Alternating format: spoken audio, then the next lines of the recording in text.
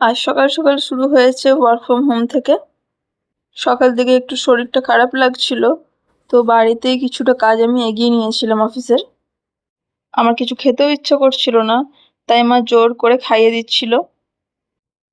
আমি খাচ্ছি দেখে হানিও পাগল হয়ে যায় যে একে কি মাছ ভাত দেওয়া হচ্ছে আর আমাকে শুকনো পাতা, আমি তো কিছুতেই খাবো না। অনেকক্ষণ অত্যাচারের পর ওকে একটা ডাঁটা দেওয়া হয়েছিল, ব্যাস আর কিছু না। আমি জানি না ও কেন এরকম। ওকে আমি যত ভালো মন্দই খেতে দিই, সে আমি যেটা খাবো সেটাতেই ওকে মুখ মারতে হবে।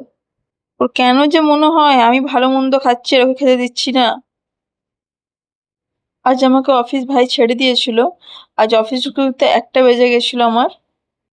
তারপরে অফিসে কাজকর্ম সব কমপ্লিট করে লাঞ্চ টাইমে আমি চলে গেছিলাম টিকিট কাটতে। টিকিট বলতে মুভি টিকিট, যেটার জন্য এখন সবাই পাগল হয়ে যাচ্ছে, ধুরন্ধর। তো ফাইনালি জাংশন পৌঁছে যায়। ওখান থেকে আমি টিকিট কেটে নিই।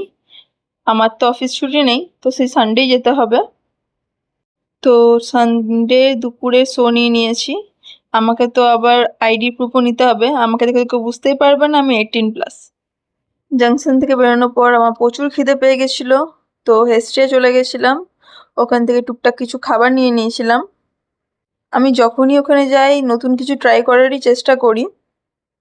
চিকেন পনির প্যাটিস তো আমরা অনেক খেয়েছি, তো এটা ছিল প্রন প্যাটিস।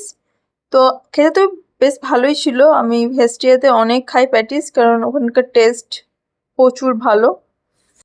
তারপর এই একটা পেস্ট্রি নিয়েছিলাম, এটা অনেকটা ইউনিক খেতে ছিল, আমার তো বেশ ভালোই লেগেছে।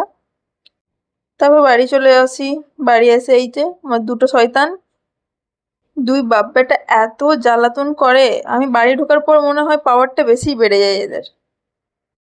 তারপর রাতে ফুচকা পার্টি করে আজকের ডিনার কমপ্লিট করে নিই। ব্যাস এইভাবে দিনটা শেষ হয়ে যায়। তো টাটা, কাল দেখা হচ্ছে।